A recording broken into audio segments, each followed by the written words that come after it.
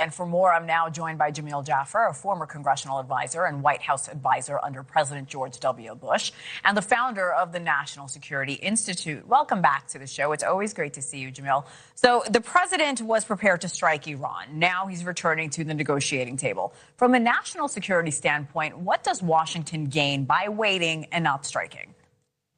Well, look, obviously the opportunity, Hena, to engage in further negotiations and try to get to a peaceful end of this deal is an opportunity for the United States to avoid any military losses, to avoid any loss of life, both on the Iranian side and the U.S. side.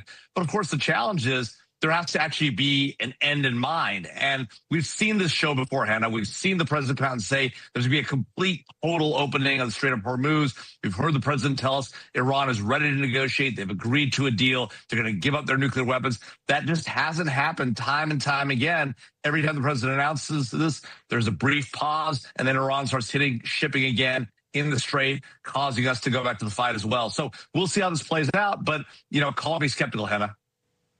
You're not alone here. I mean, cautiously optimistic, I suppose, the best we can say about this.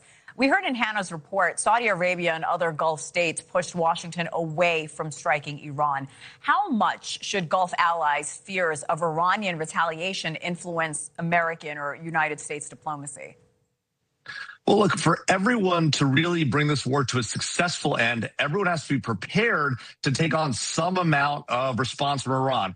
If we're going to take the fight to Iran, if we're going to get Iran to do a real deal, to do a deal where they're not holding the Strait of Hormuz hostage, they're not overcharging fees on it, they're not continuing their nuclear weapons program going forward, they're not building ballistic missiles, they're not threatening their neighbors, they're not using terrorist groups as proxies. To get any or all of that, Iran has to fear that if they don't do it, that they will be attacked again and that the regime will be threatened. If, however, our allies or we look like we're afraid of taking casualties, afraid of getting hit, all that will do is embolden Iran in the negotiations and in this process and cause them to continue to do what they've done for the last 6 months, which is behave badly, lash out, act out, and threaten the Straits and threaten the United States and our allies in the region. I want to bring up a report from the New York Times today that Iran was preparing for a wider war with the help of its proxies during the last ceasefire. What should U.S. intelligence be watching for from Iran's proxies while these negotiations play out? Well, Hena, we've seen some alleged probing of the U.S. cyber infrastructure.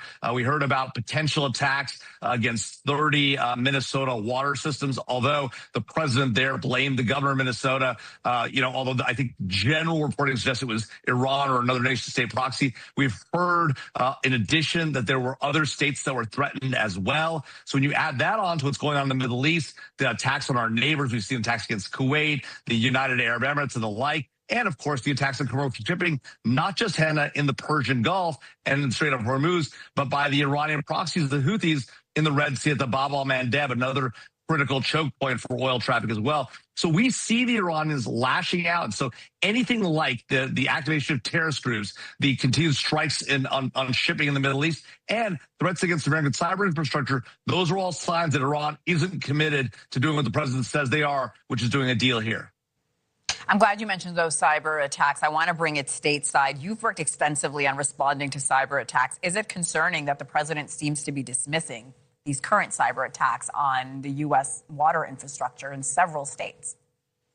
Well, look, Hena, we don't know what access to intelligence the president has that we may not have. But given what we've heard about reporting that's coming out of the intelligence community, it does appear the intelligence community currently assesses that it was Iran. Now, we could imagine a world in which somebody's pretending to be Iran and acting in a different way to suggest that we should focus on Iran. That happens often in this space, what you might call a false flag attack. That being said, what the president said at the cabinet meeting at Camp David last week was that he believed the governor of Minnesota, who obviously he has political beef with, that the governor of Minnesota was responsible for these attacks. It's hard to imagine how the governor of Minnesota could be responsible for threats against 30 different small water utilities in his own state, much less in 7 other states. So I think that's the challenge with what the president is saying.